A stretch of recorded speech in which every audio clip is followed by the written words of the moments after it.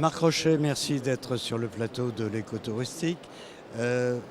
Comment se passe pour l'instant la situation avec Air Caraïbes, French Bee, la saison passée, la saison à venir? Vous êtes content? Nous sommes contents parce que, comme beaucoup d'autres activités, on est quand même dans une phase de sortie de crise. 2 ans du Covid. Bon, je ne reviens pas sur l'origine, les conséquences très, très importantes de cette crise, mais il y a maintenant une vraie volonté de reprendre le goût des voyages, un petit peu le goût de l'aventure. On a constaté, comme nos principaux concurrents, une vraie reprise cet été sur les destinations soleil, sur le déplacement des familles, des VFR, Visit Friends and Relatives, du tourisme, moins le business. Mais c'est vraiment une reprise que nous appuyons de nos voeux et que les clients ont confirmé. Donc on a fait une bonne saison. Alors soyons clairs aussi, tous les étés avant la crise, on faisait de bonnes saisons. C'est l'époque où les gens veulent voyager. Oui. On avait chez Air Caraïbes et French Bee connu de très bons résultats. Je ne pense pas qu'on dépassera de beaucoup 2019, mais si on y revient aussi, on s'en approche, c'est déjà bien. Et on attaque l'automne avec un petit peu cette demande. On ne voit pas un automne très fort pour l'instant, mais il y a quelque chose qui a changé chez les clients, c'est qu'ils décident de plus en plus tard. Donc aujourd'hui, on va dire, par exemple, novembre est un peu faible, mais si ça se trouve, ça va bien se remplir. Donc on est optimiste. D'accord. Pourtant, la situation des compagnies aériennes en général est plutôt un peu difficile en ce moment. L'inflation, le prix du carburant, vous allez être obligé d'augmenter les tarifs? Oui, quelque part. Je voudrais revenir sur cette notion de situation difficile des compagnies aériennes. D'abord, elle n'est pas difficile ou aussi difficile pour les uns et pour les autres. Je vais prendre un exemple. Il y a des compagnies, et en particulier un de nos gros concurrents, la compagnie nationale Air France, qui a bénéficié d'aides absolument massives, voire considérables. Je ne dis pas d'ailleurs qu'il ne fallait pas aider Air France, mais il y a comment on aide, comment on apporte des fonds publics qui sont l'argent des contribuables, il ne faut pas l'oublier, et comment on redynamise ça pour la sortie, quel rebond on attend. Et puis il y a des compagnies aériennes qui ont connu des moments de leur activité économique sans doute plus difficiles. Bon, modestement et avec beaucoup d'humilité, Air Caraïbes et French Bee, filiales du groupe Dubreuil, compagnie totalement privée, sont rentrés dans la crise en très bonne santé. On a pu traverser la crise, on a renforcé même nos fonds propres. On est les seuls à avoir aujourd'hui des situations nettes positives, ce qui n'est pas donné à beaucoup de compagnies aériennes. Donc on est plutôt optimiste. Mais à un moment donné, l'économie doit aussi être réaliste. Quand le prix du pétrole double sur un poste qui pèse 30% des coûts d'une compagnie aérienne, on ne peut pas s'imaginer qu'à un moment donné, on ne le répercute pas. Alors, on l'a fait, mais modestement. On n'a pas tout fait. Pourquoi? Parce qu'on ne voulait pas, en quelque sorte, tuer cette reprise, cette envie de voyager. Et parce qu'on s'est dit, bon, des montées aussi brutales du prix du kérosène, surtout, plus que le baril, ça s'accompagne toujours ensuite, je l'espère, d'une certaine décroissance. Donc, on va voir si les choses se stabilisent. Ça semble être le cas, j'en suis pas sûr, mais on essaiera à chaque fois de mettre l'intérêt des clients en premier parce que c'est eux qui nous font vivre. Donc oui, je peux augmenter les prix, mais s'ils ne prennent plus mes avions, ce n'est pas la peine. Donc on essaye de réguler ça le plus finement possible. Bien sûr. Et justement, on parle de votre un petit peu cœur de marché qui sont les dom-toms. Et comment voyez-vous la situation par rapport à la compagnie nationale qui mobilise ses avions de plus en plus? Est-ce que c'est pour vous de la concurrence déloyale? Je ne sais pas qualifier cette concurrence par un excès de capacité que vous soulignez et qui est connu de tout le monde. Bon, y compris des pouvoirs publics, soyons clairs, qui ne peuvent pas nier les chiffres. Déloyal ou loyal, ce n'est pas mon obsession. Ce que je sais, c'est que quand les comportements ne sont pas rationnels, et là, ils ne le sont pas. Quand on met 50% de sièges en plus sur une destination, alors qu'on sait que le marché va faire plus 3, moins 4, plus 2. Alors bien sûr, on veut prendre des clients aux concurrents. Je peux le comprendre, mais pas dans ces proportions-là. Donc l'addition va être salée. Qui va la payer? J'en sais rien. Ce qu'on voit quand même, ce qui prouve que ce que nous avions souligné, notamment avec mon collègue de Corsair, c'est que l'automne, les comportements de la compagnie nationale ont changé. Il y a moins de surcapacité, il y a beaucoup plus de raisons. Donc la raison l'emporte sur la passion, peut-être, comme on dit. C'est une bonne chose. C'est une bonne chose sans doute pour les clients, c'est une bonne chose pour nous. Et soyons clairs, c'est sans doute aussi une bonne chose pour Air France. J'ai envie de vous poser une question qui revient d'année en année pratiquement. Vous allez ouvrir un Paris-Miami. Tout le monde s'y est essayé. Alors ça a duré 1 an, 2 ans. On ferme, on rouvre. Pourquoi le Miami ? Pourquoi Miami? Bonne question d'abord. Oui, c'est une destination qui n'est pas simple. Mais on va y aller parce que dans les prochaines semaines, parce qu'on a constaté quelque chose qui est simplement la mesure des faits, la mesure des chiffres.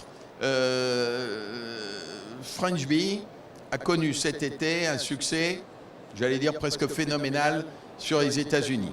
Donc on a volé en quotidien Airbus A350 sur New York, on a fait San Francisco, en route sur Tahiti. On a ouvert Los Angeles et on a fait des résultats qui montrent le goût des Américains à voyager, le goût des Américains à bénéficier. On parle de voyage loisir, hein, on parle de voyage touristique, on ne parle pas de business. Là encore, le business, il est pas reparti, c'est pas vrai. Alors, pas un peu timidement, mais c'est pas comme avant. Et ça sera sans doute plus jamais comme avant, d'ailleurs, pour cette catégorie de clientèle. Et donc, ayant développé tout ça, ayant mis en œuvre aux États-Unis une structure commerciale qui fonctionne bien, on s'est dit il faut continuer à tisser un maillage du territoire américain. Alors on a plusieurs villes, on surveille en permanence les statistiques des aéroports, les statistiques des concurrents, et on a pensé qu'on avait une opportunité sur Miami. Bon, on est des gens dynamiques. Avec French Bee, c'est French Bee qui va à Miami, on a le meilleur avion, l'A350, on a probablement la meilleure structure de coût, et on a un produit adapté. Nous, on ne fait pas de business. Donc comme on ne fait pas de business, il n'y en a pas dans nos avions. Donc je suis, encore une fois avec beaucoup d'humilité, beaucoup plus efficace sur les cabines éco et les cabines premium. Donc on pense qu'on a notre place à faire. Bon, maintenant on verra et on se battra pour que ça marche. D'accord. Et la situation des aéroports, principalement ADP, avec les difficultés qu'on a connues, qu'est-ce que vous pouvez dire à Augustin de Romanet ? Je vais dire 2 choses. La première, c'est que je pense sincèrement que le transport aérien fait partie des axes fondamentaux d'une économie moderne, d'une économie qui est celle des échanges. Alors oui, il y a la guerre d'Ukraine et ses horreurs. Oui, il y a d'autres conflits dans le monde.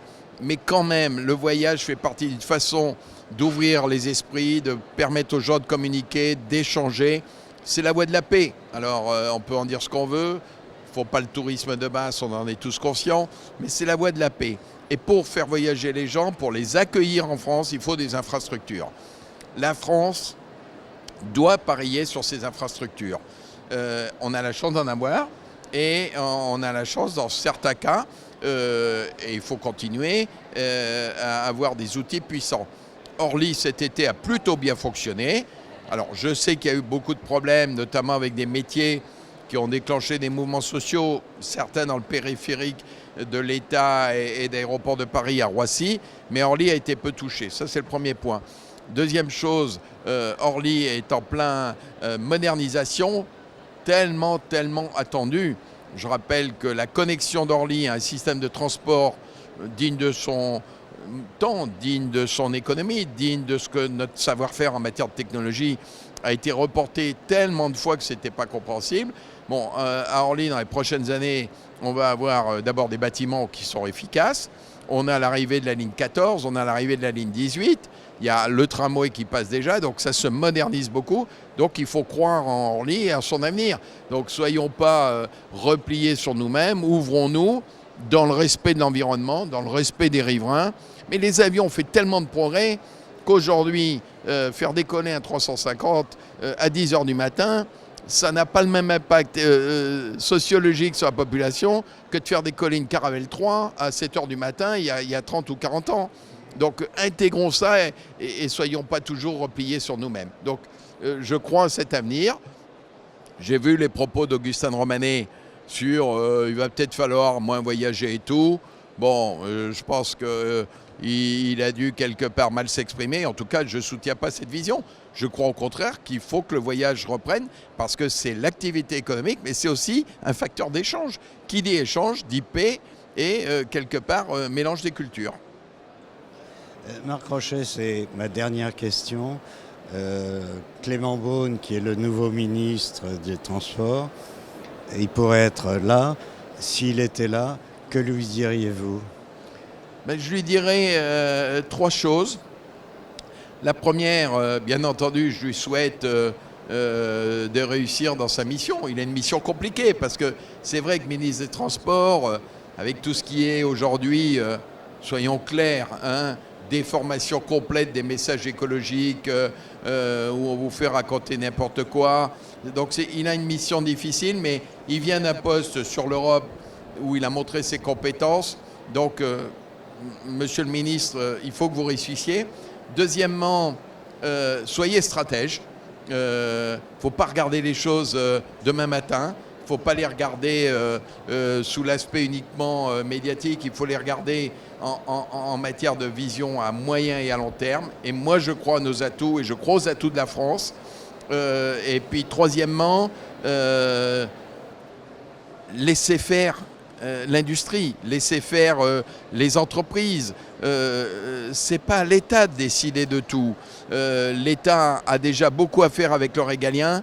Donc laissez les compagnies françaises se battre, aidez-les à se battre et vous allez voir, elles vont produire à la fois de la richesse, de l'emploi, c'est très important, et quelque part un facteur de développement pour notre PIB. Donc une fois que vous aurez fait ça, ça sera mission accomplie.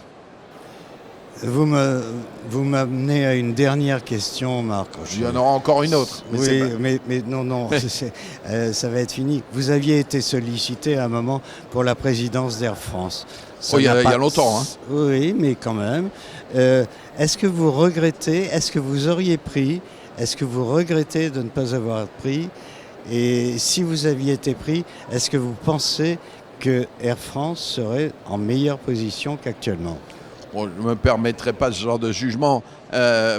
Première réponse, j'ai eu dans ma vie plusieurs opportunités dans tous les sens. J'ai eu la chance de pouvoir faire assez jeune ce que je voulais faire ou ce que j'aimais faire ou ce que je croyais savoir gérer. Donc je n'ai pas subi ma carrière, j'ai choisi ma carrière. Je pense honnêtement avec du recul que je n'étais pas fait pour ce job, je le dis franchement, parce que gérer Air France, et je le regrette, c'est pas gérer une entreprise, c'est gérer quelque part une branche de l'administration aujourd'hui où l'État est beaucoup trop présent. Je constate, et j'en suis heureux pour eux, qu'il y a quelques jours, le gouvernement allemand qui était venu au secours du groupe Lufthansa pendant la crise, normal, je l'ai dit tout à l'heure, il faut savoir aider au bon moment, est ressorti du capital de Lufthansa et dit à Lufthansa, volez de vos propres ailes. Portez les ailes allemandes et celles de Lufthansa à travers le monde, réussissez, on vous aidera, on vous soutiendra, mais c'est Lufthansa qui gère son avenir. Bon, et sans doute que ça, ce n'était pas la perception que l'État français avait d'Air France. Christian Blanc, en son temps, avait dit l'État n'est stratège de rien en matière de transport aérien. Je trouve que c'était une phrase extrêmement pointue et parfaitement ciblée. Il y en a d'autres qui sont sans doute capables de transformer Air France. Je pense qu'Air France va se transformer. Moi, je lui souhaite de réussir. C'est un concurrent, mais meilleur sera le concurrent, meilleur sera l'environnement pour nos clients et donc pour nous tous. Donc, oui, il y a du boulot devant nous. Il faut être courageux, par contre. Ça, le courage, il en faut. Mais l'avenir devant nous, c'est quand même un ciel bleu. Merci beaucoup, Marc. Je ne vais pas vous retarder plus longtemps parce que c'était Merci. très long. Merci encore.